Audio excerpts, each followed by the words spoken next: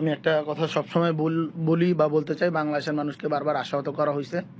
এই আশাহত সেইটা হই পলাশের প্রান্তর থেকে বলি, সেখান থেকে এই জাতি আশাহত হয়েছে।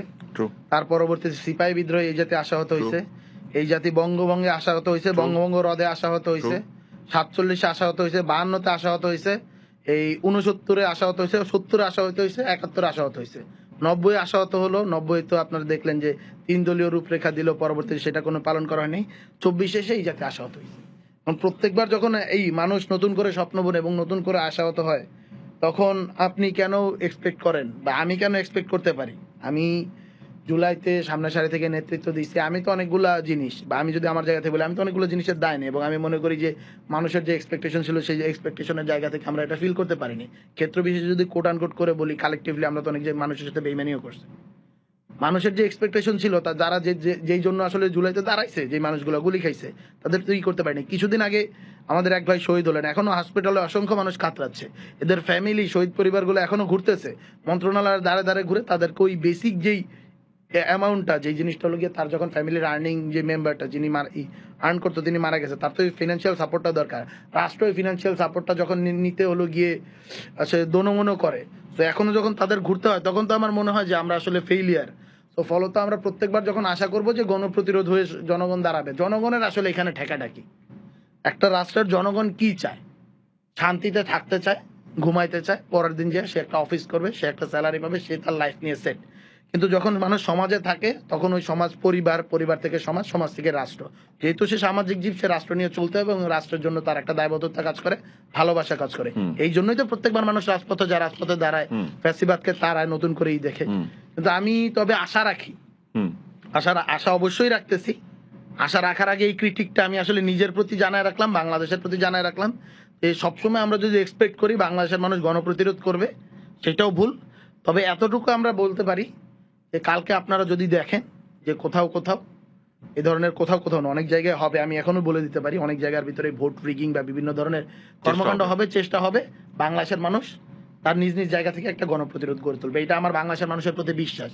কারণ যেই জাতি এতবার আশাহত হওয়ার পরও প্রত্যেকবার রাজপথে গেছে, তারা আরো একবার দাঁড়াবে। তবে আমি মনে করি যে এই যে একটা মহান দায়িত্ব আসলে নির্বাচন কমিশনের কাছে এবং রাজনৈতিক দলগুলোর কাছে উপরে যেইটা বর্তাইছে, তারা যাতে এটারে ন্যূনতম একটা রেসপেক্ট করে, তারা যাতে ভুলা না যায় ঠিক 1.5 বছর আগে তাদের এক একজনের পজিশন কি ছিল।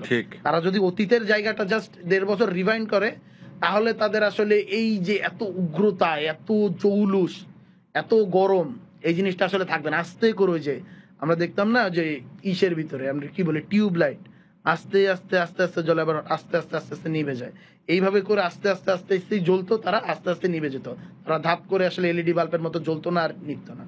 তো আমার এতটুকুই বাংলাদেশের পলিটিক্যাল পার্টিদের কাছে এক্সপেকটেশন, আগামীকালকে অ্যাটলিস্ট আপনারা বাংলাদেশের যে আমরা একটা গণতান্ত্রিক উত্তরণের দিকে স্বপ্ন দেখতেছি, একটা স্টেবল গভর্নমেন্টের স্বপ্ন দেখতেছি, সেটা হওয়ার পথে আপনারা বাধা হয়ে দাঁড়ায়েন না।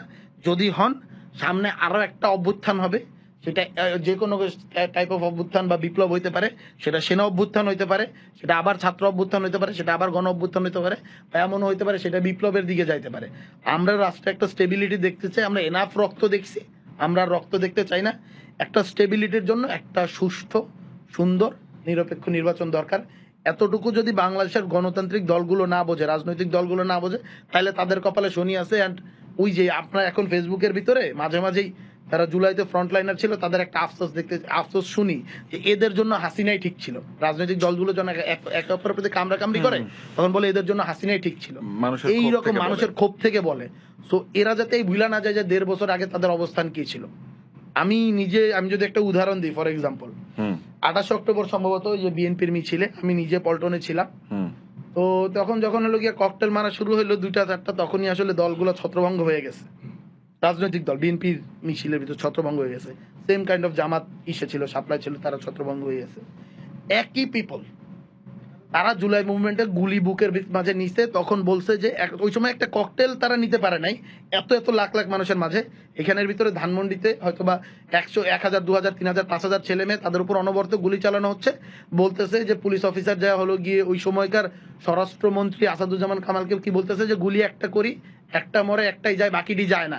সো একই ছেলে মেয়ে, একই লোকজন, ওই বিএনপি নেতাকর্মীরা ছিল না, ছাত্র দলের নেতাকর্মীরা ওইখানে ছিল না, ছিল তো একই লোক যারা ওই সময় ককটেলের ভয় পালায় গেছে, তারা একই সময় গুলি খাচ্ছে। এর কারণ আসলে একটা জিনিস, সেটা leadership. Because of the leadership. ওই সময় বিএনপির লিডারশিপের ওই হিম্মত ছিল না, তারা বলতে যে হলো গিয়ে লেটস লেটস ফাইট, এই কথা বলার সাহস তাদের ছিল না। প্রত্যেককে আপনি দেখেন, বিএনপির কয়জন ব্যবসায়ীর ব্যবসা গেছে, বিএনপির নেতাকর্মী তো অনেকেই তো ব্যবসায়ী। মানে সবসময় একটা কথা আছে, বিএনপি ব্যবসায়ীদের দল, কতজনের ব্যবসা ক্ষয়ক্ষতি হয়েছে, কতজনের ব্যবসা ক্ষয়ক্ষতি হয়েছে। আমি কোশ্চেন, অনেকে ব্যাংক চালায়, অনেকে এইটা চালায়, প্রত্যেকের ব্যবসা সেফ আছে। দ্যাট মিনস আপনি ক্ষমতাসীনদের সাথে হলো গিয়ে লিয়াজো না করলে আপনার ব্যবসা কেমনি সেফ থাকে। এখনো তো আমরা শুনতে পাই যে আওয়ামী লীগের ব্যবসা বিভিন্ন লোকজন শেল্টার দেয়। আমি নাম বলবো না, আপনি যদি একটা গুগলে সার্চ দেন আওয়ামী লীগের ব্যবসা এই মুহূর্তে বিএনপি, জামাত বা অন্যান্য রাজনৈতিক দলের কারা কারা সামলায়, আপনি এত বড় লিস্ট পাবেন যে আপনি সারা রাত চলে যাবেন।